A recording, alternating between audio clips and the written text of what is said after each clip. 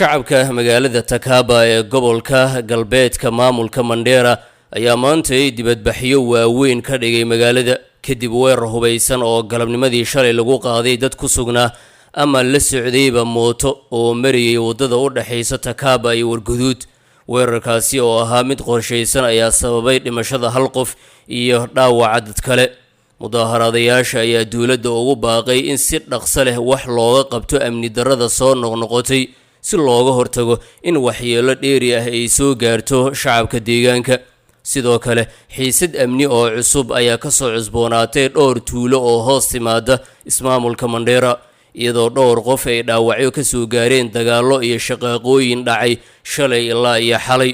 tuulada Gofa oo ku taala waqooyiga Mandera ayaa xalay lagu qaaday weerar hubeysan kaas oo lagu dilay 3 xoolo dhaqata deegaanka u dhashay. wararka ayaa sheegaya in koox dabli hubeysan ay fuliyeen weerarka iyagoo si cad u beegsaday dadkaas kadibna goobta isaga baxsaday. meydadka ayaa saaka lagu aasay deegaanka Ashabito halkaas oo eheladooda iyo dadweynaha deegaanka ay isugu yimaadeen si ay uga qayb galaan duugta.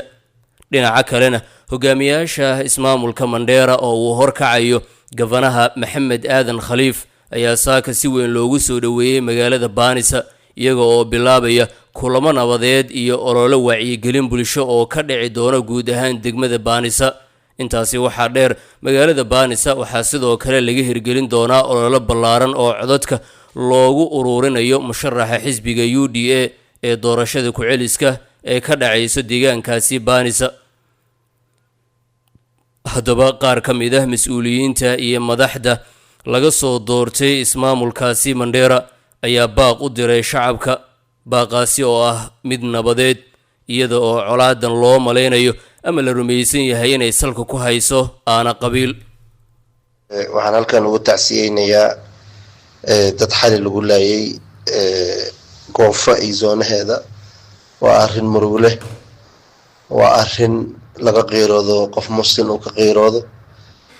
dagaalkan iyo dilkan dhuumashaalku habeenkii la isu soo dhuumanaya oo dad hurdaya la dilaya ama xagga haata ama intaa haata 3-4 bilood oo soo dhaafay arrinta waa sii xumaanaysaa. waxaan rabaa inaan muslimiinta raamo degan iyo Banisa u sheego iyo reer Mandera warnamiyahow garidoodii 60 sano islaynayeen. aniga uga Cismaan olka gari cusub oo isku dhintay 1960 warnamiyahow miyaan laga ilbixin in qof dhuumashaal uu ku dilo ama qof muslim loo soo bareero.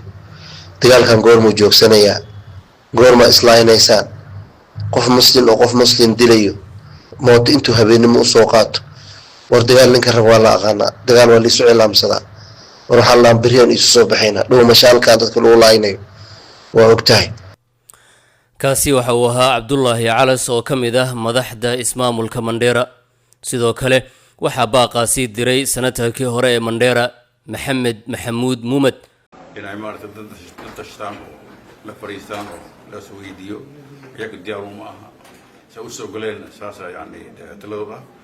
marka waxaan leeyahay kulli siyaasa waqtigeedii hadii waxa ba election ma jira taasna way ka tashan karaan laakiin midna hadda ka socdo inay maartay ka hortagaan dad sukeenaan oo maartay nabad ay ku dadaalaan ayaa muhiim ah. priority marka maartay waxa ay inay sameeyaan nabad ka shaqeeyaan oo dadku sukeenaan ayaa leeyahay. marka waa shaqo u taalo ayaa ka maanta yani mas'uuliyadda ayaka yani hadda sidii u soo galeen wala doortay.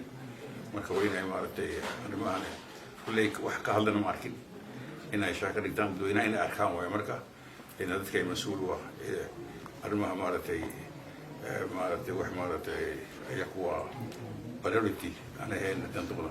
marka waxaan leeyahay marar badan dib baa dhaca meelo qaar waa wurdaan laakiin midna uma yimidin. waxaan leenahay meeshaas ay waa sugaysaa dadka dhaxgala oo arrintan dadka walaadka la joojiyo.